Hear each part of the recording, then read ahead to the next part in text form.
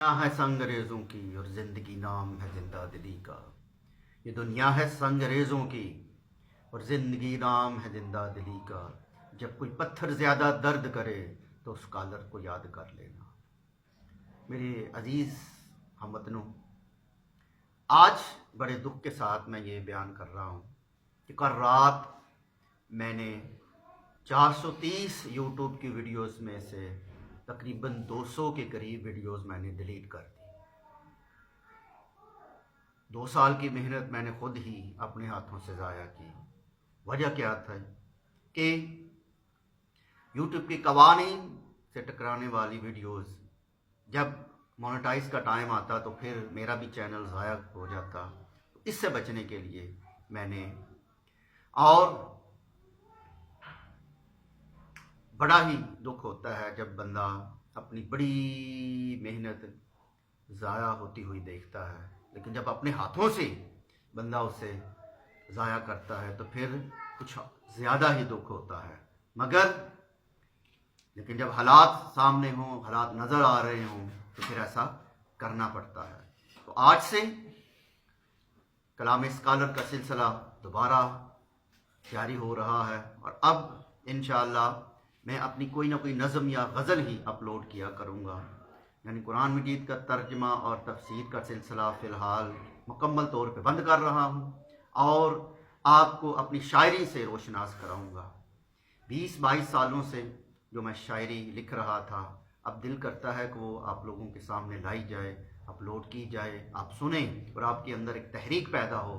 کیونکہ پاکستان تحریک انقلاب کے پلیٹ فارم سے میں ایک اور خلافت اسلامیہ اور ایک اور سلطنت عثمانیہ کا پیغام لے کے نکلا ہوں.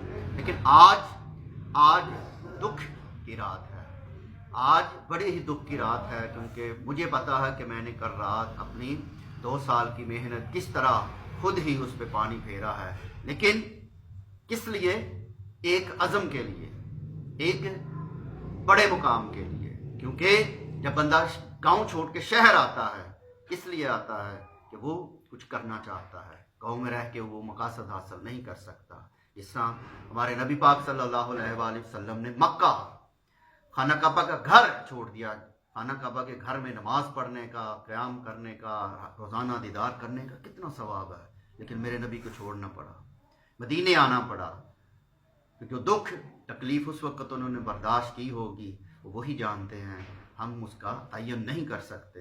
اسی طرح میں نے 200 ویڈیوز ڈیلیٹ کی تو مجھے پتا کتنا دکھ ہے، لیکن میں ایک بڑے مقصد کے لیے قربانی دینا پڑتی ہے. تو اسی غم میں، اسی دکھ میں آج اپنی یہ نظم غزل جو ہے آپ کے سامنے پیش کر رہا ہوں. یہ جو ہے غزل میں نے 16/9/1999 یعنی آج سے 25 سال پہلے، تقریباً 25 سال پہلے لکھی تھی اور آپ کے سامنے پیش کر رہا ہوں. لیکن اس سے پہلے جن لوگوں نے میرا چینل لائک نہیں کیا وہ لائک کر لیں، سبسکرائب کر لیں، دوستوں کو شیئر کر لیں اور بیل آئیکن دبا لیں. پھر اپنے غم کی محفل کو سجانے آ گیا ہوں میں، پھر اپنے غم کی محفل کو سجانے آ گیا ہوں میں، خوشی کی ہر لہر کو پھر تھمانے آ گیا ہوں میں. یہ شمع تو جلا دو تم ذرا سی دیر کو جانم، یہ شمع تو جلا دو تم ذرا سی دیر کو جانم، سکون سے سونے والے کو جگانے آ گیا ہوں میں.